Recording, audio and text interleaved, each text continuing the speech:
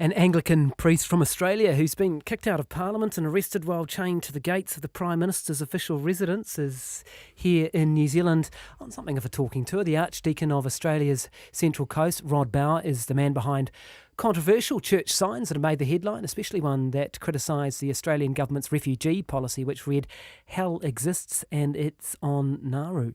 Refugee policy is one of the matters on Rod Bower's agenda during his visit. He's with me now in the Auckland studio. Kia ora, welcome. Kia ora, welcome. Thank you. Interesting that you've been here for Waitangi Day and your own country celebrated its National Day on the 26th of January. I'm interested, firstly, on your thoughts about the two countries and the celebration of their respective national days. It's very interesting, Guyon. It seems to be a very different spirit over here for national days, and I think you've probably been through a better process than we have and had laid a better foundation with the treaty. We don't have a treaty, and it's a big issue for us in Australia, and to have the 26th of January as a national day, which really our Indigenous people call Invasion Day.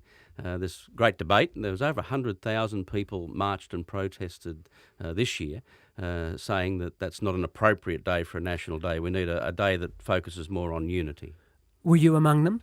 Unfortunately, no, I wasn't among them, but I had the chance, I certainly would have been. So you see it as Invasion Day? You'd like to see a change in the way that Australia holds its National Day? I think we need a treaty. I think it's never too late for a treaty, and we had a huge conference of Indigenous people at Uluru, which is the rock at the centre of our land. And they came up with some requests to have more influence in our Parliament, which then was knocked back by our Prime Minister. That's right. They wanted something. Well, he said, didn't he, that there would be something approaching a third chamber.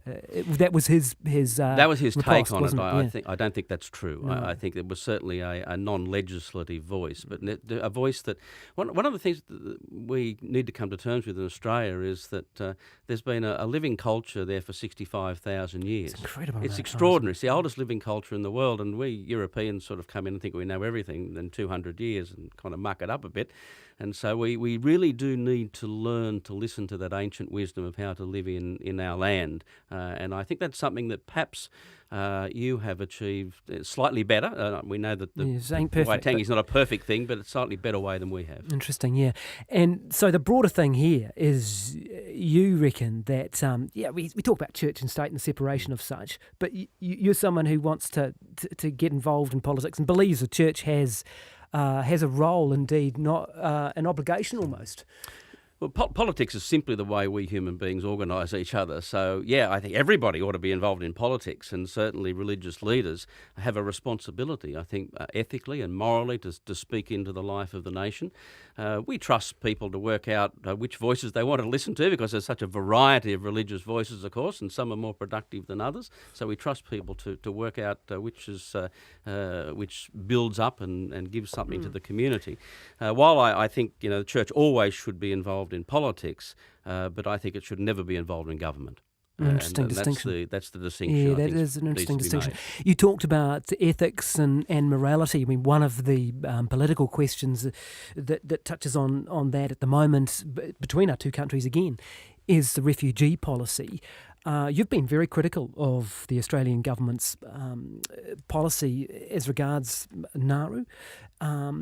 What do you see progressing in that space, or is it going nowhere? It's starting to lose its political currency, which is interesting. Once this issue loses its political currency in terms of divide and conquer, which is what it's been used for by our politicians, we will probably move on from that in some way, and hopefully then what will happen is that we will quietly allow New Zealand to take some of these people from Nauru and Manus. I think. Do you think that will happen? I think eventually it will happen quietly. Whether it happens quickly enough to save the rapidly deteriorating mental health of these people who are now being incarcerated, innocent people incarcerated in Manus and Nauru for up to 5 years now. Their mental health is deteriorating in the most extraordinary way. We still have people incarcerated in our onshore detention centres.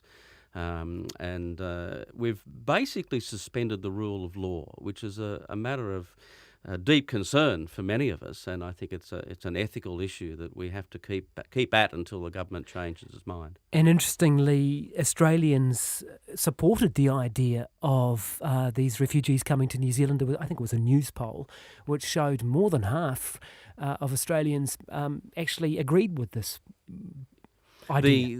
The Australian people are starting to shift. What we have to realise, of course, we've been fed fear of immigrants for about 40 years now. It's been a political issue for about 40 years, and it's almost like drip feeding people with information about how they need to be afraid of these boat people, right back from the Vietnamese boat people in the 70s. So we have a culture that is very easily tipped into fear on this issue, and of course that's political power.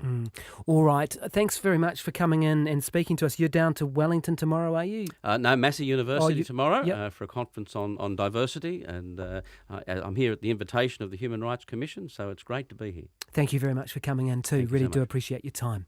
That is the Archdeacon of Australia's Central Coast, Rod Bower. It's 11 minutes to 9. And 9 to noon coming up. Catherine Ryan is here. Morena. Morena, Susie. Good morning, everyone. A rural vet says farmers and share milkers are unable to plan for this season's contracts while they wait for results for MP